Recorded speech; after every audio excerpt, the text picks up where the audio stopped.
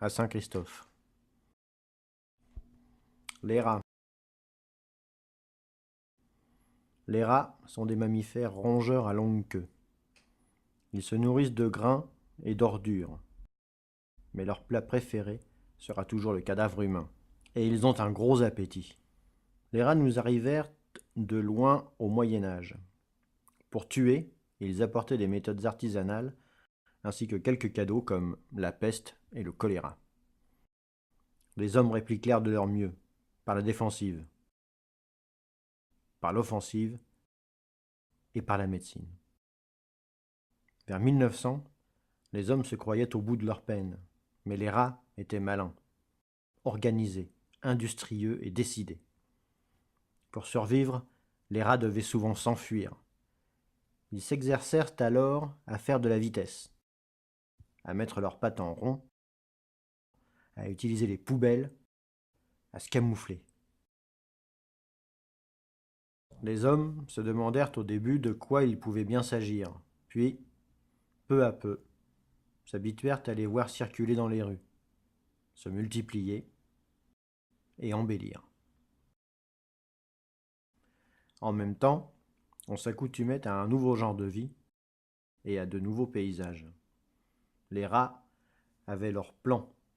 Ils avaient beaucoup d'appétit, mais aussi beaucoup de patience. Diplomates, ils s'appliquèrent à séduire tour à tour les snobs, les riches, les jeunes, les prolétaires, les familles, les imbéciles et les puristes. Aujourd'hui, ils passionnent le grand public. En même temps, les rats suscitaient de nouvelles vocations et fournissaient le prétexte à des professions distrayantes, voire très distrayantes, sans compter des occupations très recherchées. Il faut dire qu'afin de donner le change, les rats s'étaient mis d'accord pour sembler utiles. C'est ainsi que, grâce aux rats, l'homme a pu faire de merveilleux voyages, découvrir les Alpes, l'Afrique, l'Asie, l'Australie et l'Amérique.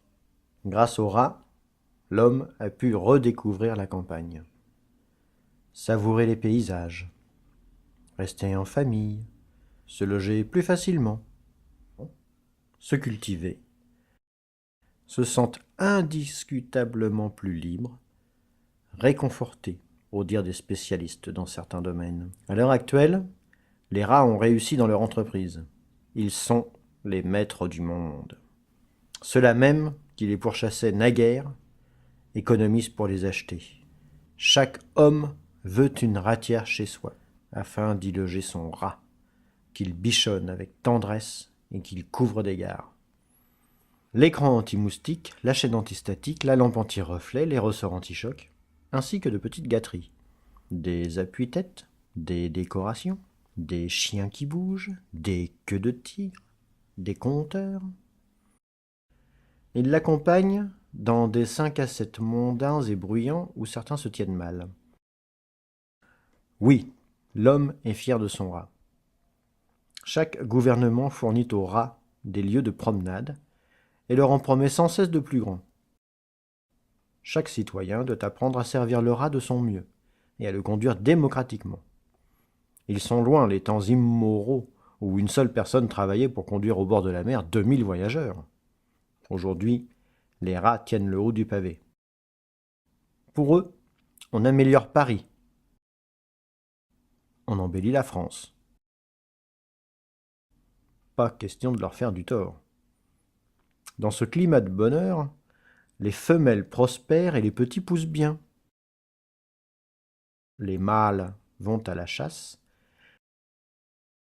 Ils règlent de vieux comptes sans pour autant négliger le menu fretin.